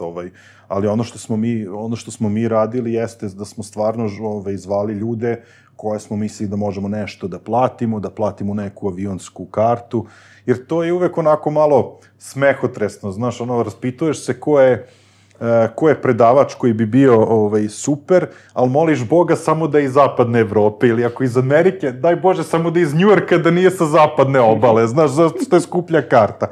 Ali eto, nama se 2 puta zalomilo da su baš bile baš daleke destinacije. Prva, ajde da kažem, smehotresnija priča, vezana je za predavača koga smo doveli iz San Franciska. 2 godine sam čoveka bukvalno maltretirao sa mailovima, vrlo ljubazno, ali sam ga maltretirao. Čovek se odazvao i tako dalje. I stvarno sam se potrudio da doživljaj na konferenciji, znači, ne znam, raspitivao sam se šta čovek jede, da li ima nešto što ne jede, da ga sačeka to sve u sobi. On je došao nešto kasno, on nije poneo punjač za svoj laptop. Ja sam bukvalno uzeo taksi, trčao u sobu da mu donesem. Znači, prosto da se čovek osjeća dobrodošlim i tako dalje. Stvarno je to sve super prošlo, bio je zadovoljan i tako dalje. I šta sad desilo se, on je dosta iz tog nekog start-up sveta, došli su neki ljudi sa strane da ga čuju i jedan naš poznanik je onako baš bio onako malo i nasrtljiviji i tako dalje. Uglavnom, posljednjeg dana konferencije, on ga je pozvao da dođe na aerodromu u blizini Zrenjanina i kao ponudi mu je vožnju aviona. Ovo je sad kao prihvatio, ajde kao pokije što da ne. Ono što nije znao jeste da u pitanju voljni mlaznjak. Jeste sad to G2, da kažem, stariji avion, ali opet je mlaznjak.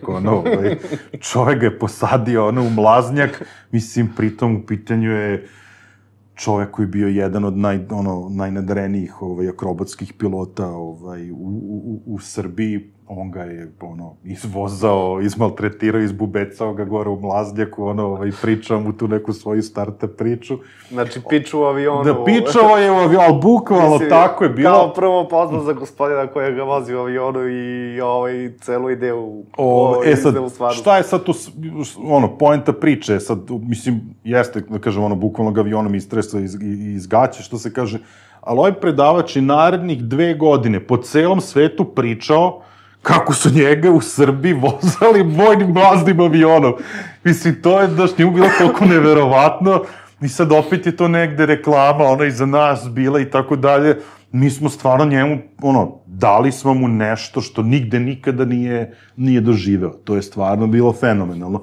A druga priča je od prošle godine, takođe meni mnogo draga, jer sam se na toliko nivoa povezao sa čovekom, isto smo 2 godine pričali, u pitanju je čovek koji je došao iz Tokija, iz jedne od najvećih tehnoloških kompanija u svetu, iz IBM-a.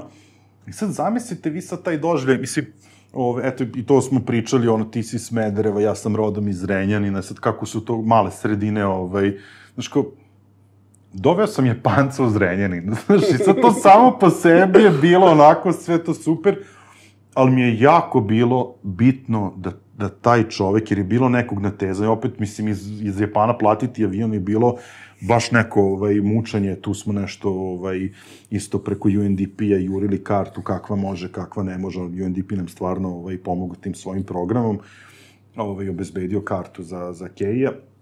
I sad šta se tu dešava? On je čovjek sad došao je prvi put u Srbiji, ne zna ništa. Znaš, mislim, i ja se iskreno prvi put susrećem sa nekim koji je iz Azije, sad sticam okolnosti, on je živi u Americi, pa onako dosta i onako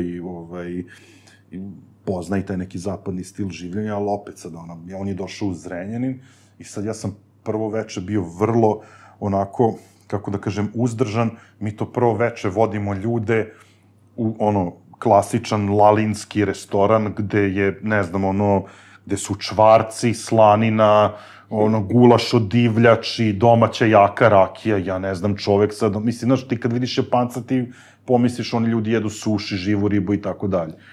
Čovek je sve hteo da proba 3 puta, to, ni manjeg čoveka, niti... Ali smo se stvarno, tih dana toliko potrudili oko njega i da mu pričamo i o Srbiji, i o Zrenjaninu, i o kulturi, i vozao sam se s njim, i vodali ga i tako dalje. I ono što je mene toliko dirnulo, kada smo se rastajali, kada smo ga pratili na let nazad, čovjek je se sa mnom pozdravljao sa suzama u očima. Ja sad se naježio i rekao da sam ja sada njegov veliki prijatelj, da sam sa svojom porodicom uvek dobrodošao u njegov dom u Tokiju, ako se ikada odluči, i da će mi uvek vrlo rado pomoći šta god da mi treba, vezano eto za... To je onda to znak da ste vi stvarno ispunili tu neku misiju, da ste ispoštovali čoveka koji je odvojio vreme, došao s drugog kraja planete u Zrenjanin, da ispriča tu neku svoju priču.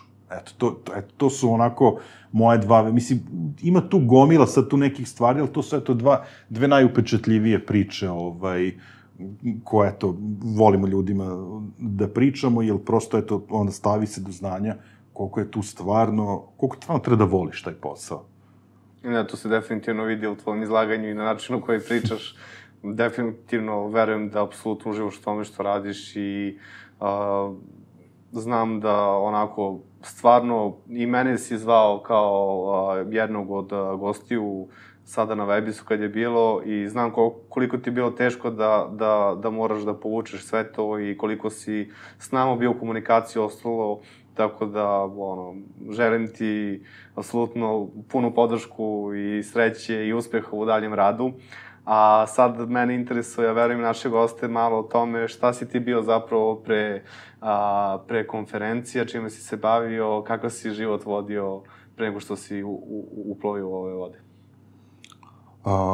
Misliš, pre cele te priče bavljanja time? O konferencijama, da. Pa, to je sve bilo, kako kažem, sasvim slučajno. Sad, kako kaže, kad malo sagledam s te neke vremenske distance, ja volim da menjam posao u vremenima krize. I to, eto, sad, potvrđuje se, drugi put već. I, to sam malo, skoro sam, i malo se bio i raspisao na tu temu, pa znaš kako, to sve nekako, koliko god kad si mlad imaš gomilu nekih planova i želja, što sve želiš da radiš u životu, to nekako kada se te sve silne škole koje si ti zamislili, tvoji mama i tata zamislili, kad se one završe, onda te udari život onako u lice. Ja sam stvarno uvek imao velikog interesovanja za marketing i posle završene škole sam krenuo da se bavim time. Radio sam u jednoj maloj marketinškoj agenciji dok se nije desila kriza 2000, ajde kod nas je malo kasnije došla tamo negde 2010. godine. Ja sam tu ostao bez posla i onda je usledio jedan prilično težak period za mene, kada ti pokušavaš da se pronađeš, znaš, kao hoćeš da se baviš marketingom, ali kao, znaš, neće tu niko tebe da primi jer je kriza, jer svi seku budžete za marketing, znaš, i ne znaš više šta ćeš, gde ćeš, onda jedno vreme sam onda uspeo da se zaposlim u jednoj farmaceutskoj kompaniji. I onda, znaš, kad sam ja sedeo od ujutro do 9, uveče do 9, gledajući u Excel, pritom sam morao svako jutro da se brijem, da nosim kravatu i odelo, to mi je baš bilo onako, rekao, bože, ja ne mogu ovako ceo život ovo da provedem, pa se i ta priča relativno brzo i nesrećno po mene završila, ali eto, mislim, verujem da sve to ima svoje zašto. I onda je tu došla ta priča, kada se intenzivirala priča oko društvenih mreža, polako i u Srbiji, onda sam ja malo više krenuo da se bavim digitalom, tu je Facebook eksplodirao, krenulo je sve to i onda sam ja shvatio, to je to što ja želim da radim, kao digital je to i na taj način sam i ušao u firmu u kojoj sam radio do skoro. Tako da, to je sve negde, da kažem, neki put, svi mi imamo neke želje kao klinci. Meni je to super, zato što ja sam uvek volao da planiram, od malena, uvek sam znao šta će da bude, šta ću ja da radim i tako dalje. Ja sam, ne znam, u prvom osnovne sam znao da ću ja upisati Zrenjansku gimnaziju, u petom osnovne sam znao da ću upisati Ekonomski fakultet u Beogradu. Kad sam pitali šta želiš da radiš, znaš kako, ja sam ceo život pored sebe imao strica ekonomistu koji je bio direktor, posle i privatnik preduzetnik. Imao sam teču koji 40 godina bio na čelu jedne velike zrenjanske firme. I znaš, onda kad si ti tu pored njih, pa vidiš šta oni rade, znaš, da odem s stricem do njegove firme, znaš, kao, ajde, ideš sam, nešto samo treba da uradimo, nešto, neke fakture potpiše, kao, ajde, idemo, znaš, negde na bilijar, ili tako nešto, tečiš, kao, šta ću da budeš, kako šta ću da budem, bit ću direktor, znaš, mislim, znaš, to je bilo vrlo jasno, sad, kao, taj preduzetnički put negde te potre, zato što, kažem, šta desiti se život, znaš, tu je, ne znam, dvoje male dece i tako dalje, pa ne možeš ti sad tu puno nešto da rizikuješ, ali ono što je stvarno, mislim da i najiskrenije, sad ako da se prebacim u taj preduzetnički mod, pošto se tu dosta ljudi razmišlja, premišlja, boji i tako dalje, tako je bilo i kod mene, koliko god da sam ja imao neke slobode. Znači, kada uđeš u taj preduzetnički mod, razmišljaš o svemu tom, imaš gomilu nekih strahova, šta, kako, rizici i tako dalje. Danas ti svi govore, ako pitaš kada je pravi trenutak da kreneš, pravi trenutak je bio juče, zato počni i danas, ili nikad nije pravi trenutak za preduzetništvo, zato kreni i tako dalje. Ja duboko mislim da to nešto treba da ti dođe. Znači, da ti osetiš da je trenutak kada presetaš stvari i kažeš ja sada krećem svoju priču na način na koji sam ja to zamislio. Tako da, evo, tako je bilo i kod mene, bez nekih, ne znam nija kakvih drugih stvari sa strane.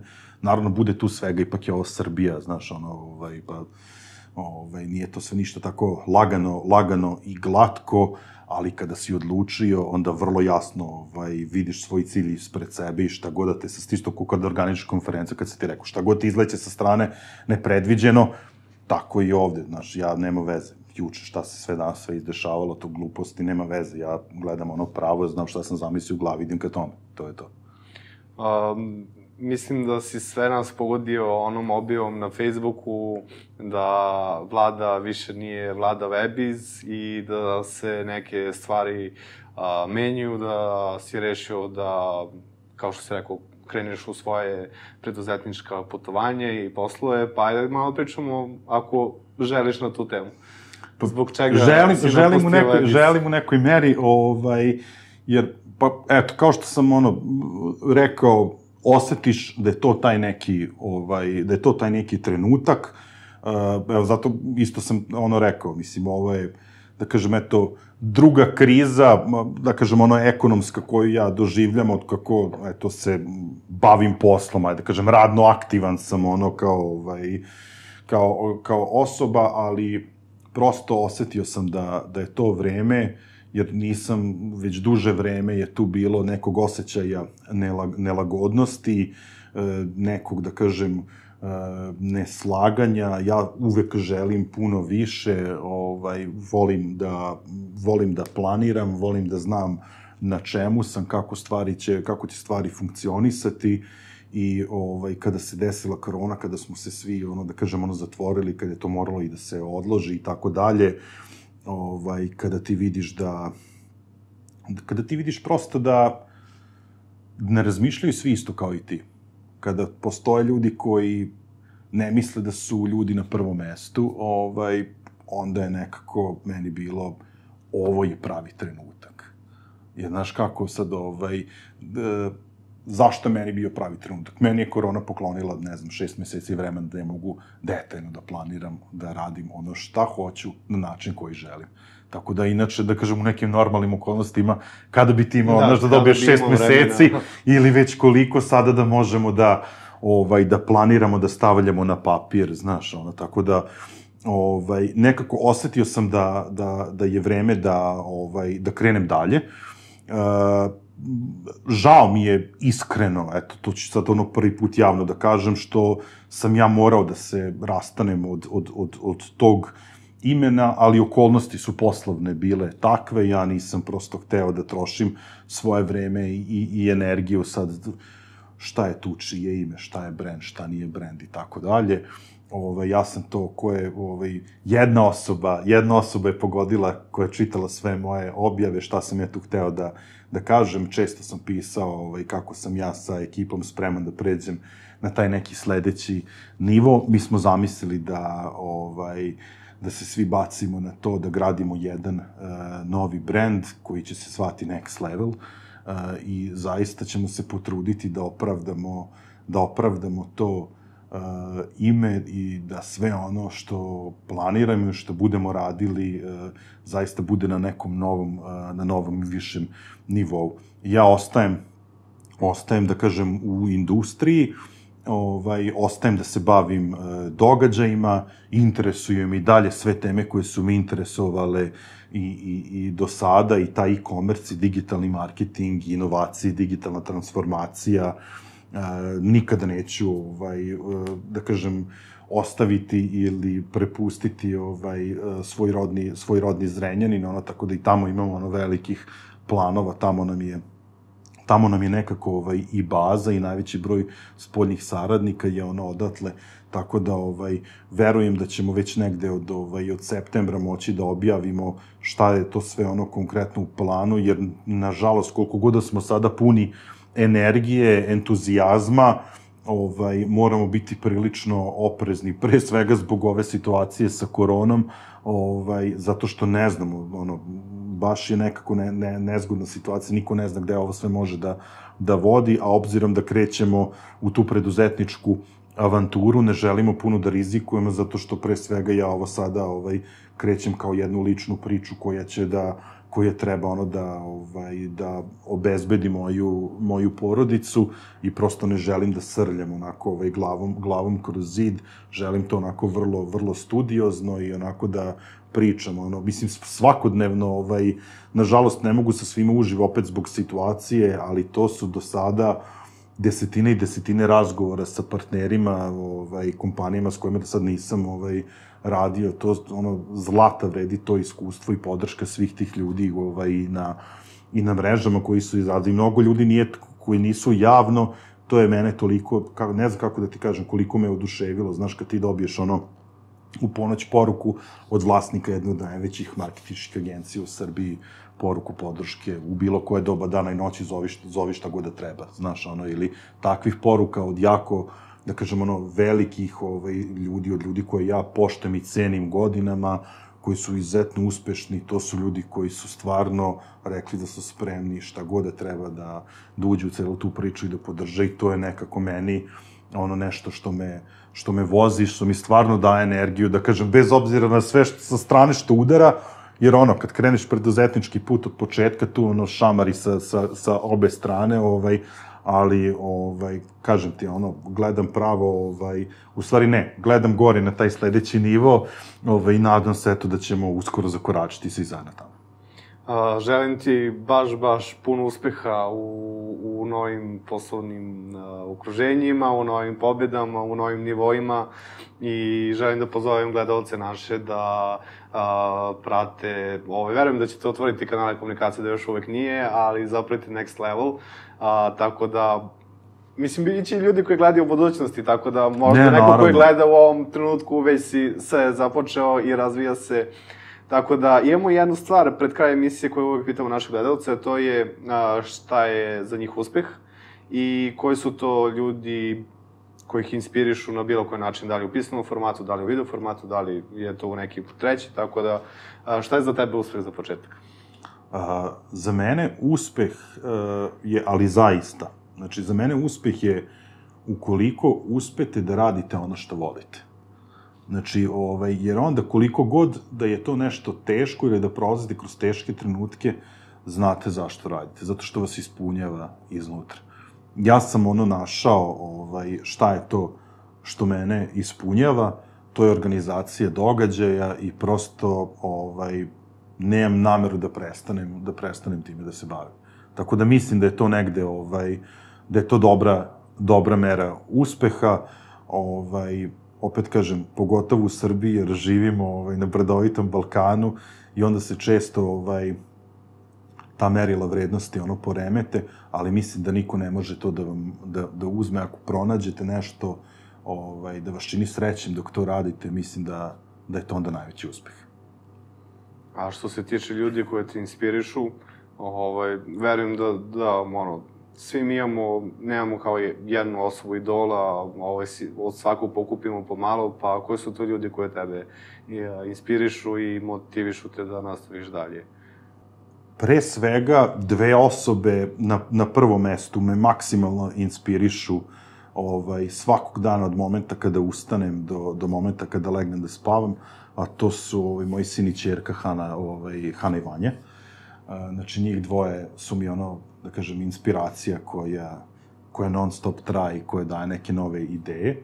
A ako me pitaš iz nekog tog poslovnog sveta, zaista ima puno imena koji žive taj neki zdravi uspeh, ali ajde, ako ćemo da idemo sa imenima i sad ću da krenem samo da sipam iz sebe, ali to su stvarno ljudi koje ja izuzetno cenim. Pominjali smo ga, evo neka ga pomenemo i na kraju, Ivan Minić, jedan vanserijski čovek u svakom smislu te reči, čovek koji je neizmerno dao ovoj zajednici. Zatim, jedan dečko koji je tebi po godinama isti, znači Marko Mudrinić, osnivač Netokracije Srbije, glavni odgovorni, više nije glavni odgovorni urednik. On je dečko koji je vrlo mlad, postigao po meni veoma veliki uspeh i ponaša se onako kako mislim da bi trebao da se ponaša poslovni čovek u Srbiji u ovakvom okruženju. To su ljudi koji mene inspirišu. Inspiriše me Aleksandra Petrovski, koja mi je, da kažem, na engleskom što se kaže wingman devojka, zahvaljujući koje smo upoznali toliko ljudi kao predavača na našim događajima. To su ljudi koji mene inspirišu iz prostog razloga, zato što su, evo, svo troje koje sam nabrojao, su mlađi od mene, a mislim da rade sjajne stvari, pre svega da je njihov mozak radi na jednoj frekvenciji koja je vrlo, da kažem, normalna za ovo podneblje. Eto, mislim, zaista, Srbija ima jako puno ljudi koji su pametni, koji mogu da budu inspiracija mladima. To je isto jedan od razloga zašto želim da nastavim ovim da se bavim, jer što ću ja upoznati te neke nove mlade genijalne klince, što ću imati priliku da ih predstavim nekoj nove publici. Definitivno mogu da potvrdim svo troje koje si naveo. Prvo, Ivan Minić je meni izašao u susret jako davno, ja sam pratio još njegov blog kad je pisao aktivno na njemu. Imao smo neki startup gde smo pokretali, imao sam problem, kao prvi put idem pored investitore, ne znam ništa, bukvalno imamo neku ideju, razvili smo nekle. I bukvalno poslao mu poruku na Facebooku i on je odgovorio, kao ajde da ne pišemo preko Facebooka, ajde se nađemo, dođi kod mene tamo na Novom Beogradu, pa ćemo da popričamo, popijemo kafu i to. Ja kao super, mi stali, sad samo kaže, ovo ti je dobro, inače ja ne pričam da su dobre stvari, da stvarno ne mislim da to, ovo ti je dobro, ovdje će se zeznati. I bukvalno kako smo otišli kod investitora, kao biznis model, cap, ajmo dalje. Znači, toga nikad neću da zaboravim i zato Ivan Minić je i gost među prvima bio, jer je među prvim ljudima koji je zapravo, bez ikakvog razloga, ikakve potrebe, pomogao meni, a ne samo meni, nego celoj zajednici. Znam, znači, milion slučajeva gde su ljudi pričali kako im je pomogao. Marko Modrinić je isto ceo taj startup ispratio tokom Netokracije. I sada kad si rekao da je tu negde moje godište, ja sam očekivao da je on dosta stariji od mene zapravo po načinu ponašanja i držanja i sad kad si mi rekao kao, zar nije Marko malo stariji? Ne. Pozdravi za Marka i Aleksandru Petrovski, koja me isto podržala tokom nekih humanitarnih akcija koje smo radili, koja stvarno inspiriše druge i mlade ljude. Pozdrav za sve i hvala ti puno što si podelio vreme i uložio vreme i podelio savete sa našim gledalcima. Znam kako je sa vremenom trenutno danas. Hvala tebi na prilici, zaista. I nadam se da kada pokrenete novi brend i novu konferenciju da ćete doći opet da se družimo i da pričamo o stvarima koje ste pronašli rešenje za napredovanje u budućnosti. Da ne dužim, neću da ti oduzim više vremena, znate šta treba, dole dugme subscribe i zvonce. Kada kliknete zvonce, iskoči vam notifikacija na telefonu kada izbacimo novu epizodu.